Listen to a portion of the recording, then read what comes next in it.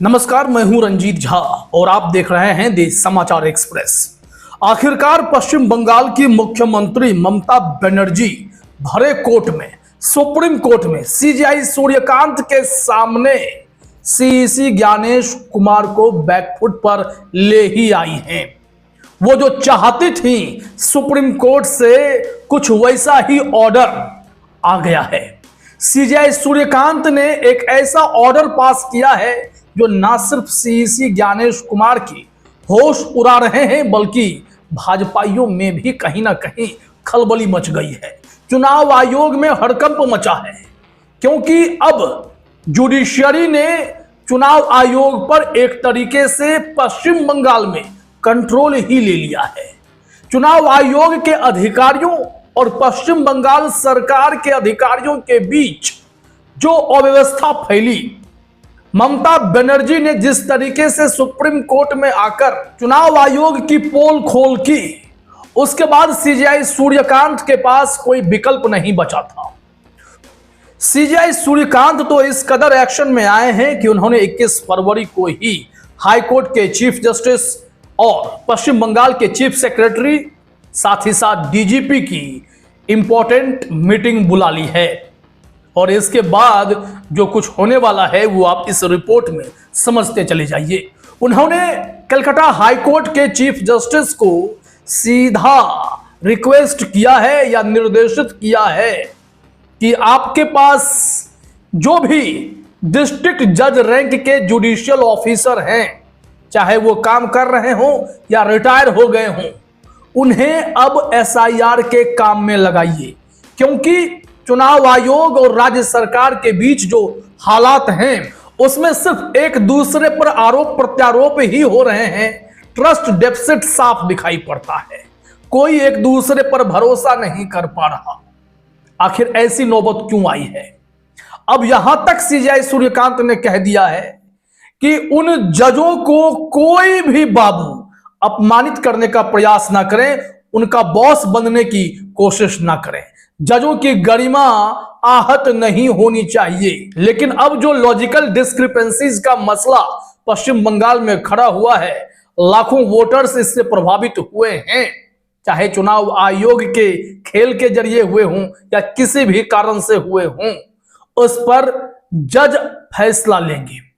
वो अब एसआईआर में बड़े बड़े जिम्मेदारियां देखेंगे और बाकी जो बाबू हैं, जो चुनाव आयोग के माइक्रो ऑब्जर्वर्स हैं, आईएएस हैं, आईपीएस हैं, वो सब इनको असिस्ट करेंगे, कोई बॉस ना बने। और यह ममता बनर्जी की एक तरीके से बड़ी जीत है, क्योंकि इस वक्त चुनाव आयोग पर पश्चिम बंगाल सरकार तनिक भी भरोसा नहीं कर रही है और चुनाव आयोग के एक के बाद एक कई खेल एक्सपोज हो रहे हैं। हाल ही में हमने आपको एक रिपोर्ट दिखाई थी कि कैसे अभिषेक बनर्जी ने माइक्रो ऑब्जर्वर्स के स्क्रीनशॉट शेयर किए, जिसमें साफ लग रहा था कि कोई उन्हें निर्देशित कर रहा है और वे सभी सुप्रीम कोर्ट के निर्देश की भी अवहेलना कर रहे हैं। लिहाजा भरोसा की बात ही खत्म हो गई। तो कोर्ट रूम में क्या क्या हुआ है, क्या क्या निर्देश पड़ा है, वो हम आपको डिटेल में बताते हैं। आपको बता दें कि आज कोर्ट रूम में सीजेआई सूर्यकांत, जस्टिस विपुल पंचोली और जस्टिस जयमाल्या बागची मौजूद थे। उन लोगों ने कहा कि पश्चिम बंगाल सरकार और चुनाव आयोग के बीच बहुत बड़ा विश्वास की कमी है, ट्रस्ट डेफिसिट है। दोनों तरफ से एक दूसरे पर आरोप प्रत्यारोप लग रहे हैं, जिसकी वजह से एसआईआर की प्रक्रिया अटक गई है। सीजेआई सूर्यकांत ने कहा कि लॉजिकल डिस्क्रिपेंसीज की जो समस्या है, लाखों लोग जो प्रभावित हुए हैं, इसमें सबसे बड़ी बाधा या सबसे बड़ी समस्या यह है कि इस पर निर्णय कौन लेगा। चुनाव आयोग के ऑफिसर जिस हिसाब से काम कर रहे हैं वो भी भरोसा करने लायक नहीं है, और राज्य सरकार की तरफ से जो आरोप लग रहे हैं, तो इससे मसला और पेचीदा होता जा रहा है। तो इस पर किसी तीसरे की एंट्री होगी। ना पश्चिम बंगाल सरकार के ऑफिसर इसमें निर्णय की भूमिका में होंगे, न ही चुनाव आयोग के अधिकारी।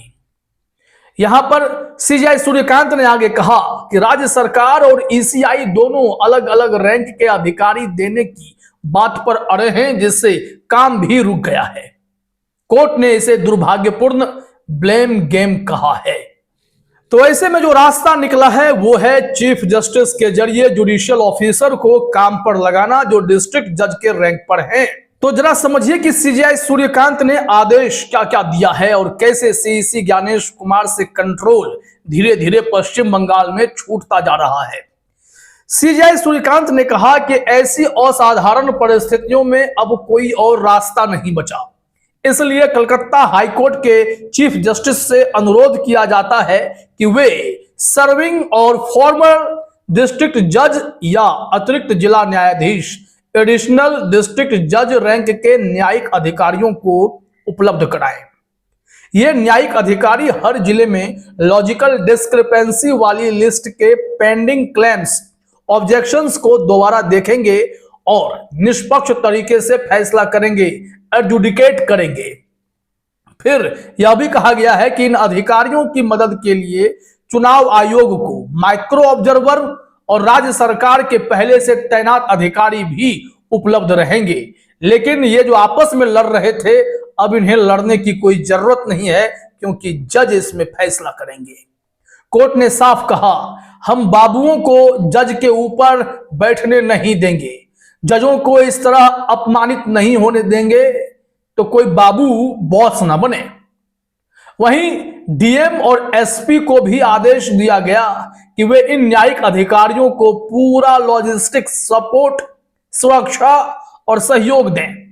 वे डीम्ड डेप्यूटेशन पर माने जाएंगे। यह बहुत बड़ा ऑर्डर है। राज्य पुलिस पर भी उन्होंने टिप्पणी की है।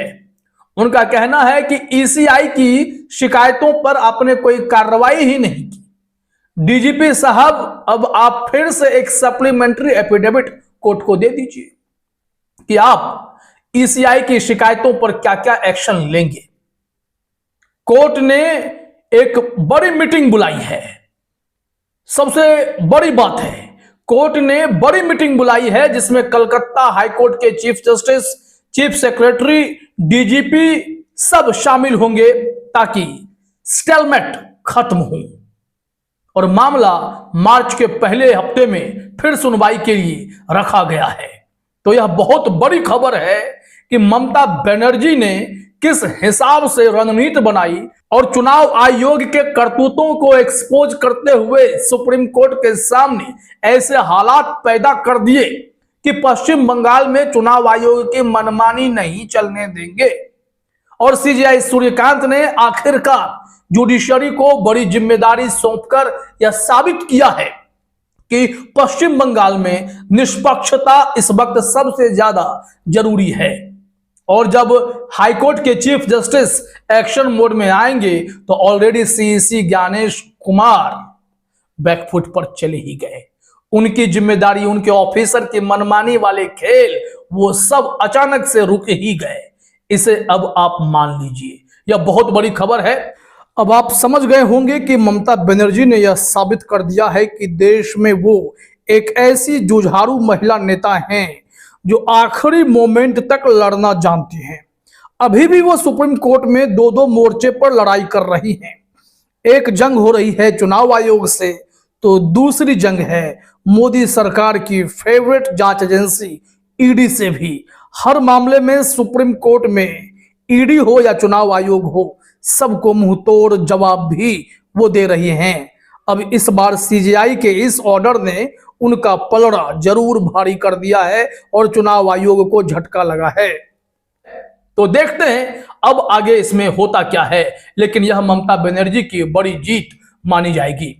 फिलहाल इस वीडियो में इतना ही। आप तमाम साथियों का हमसे जुड़ने के लिए बहुत बहुत धन्यवाद, शुक्रिया।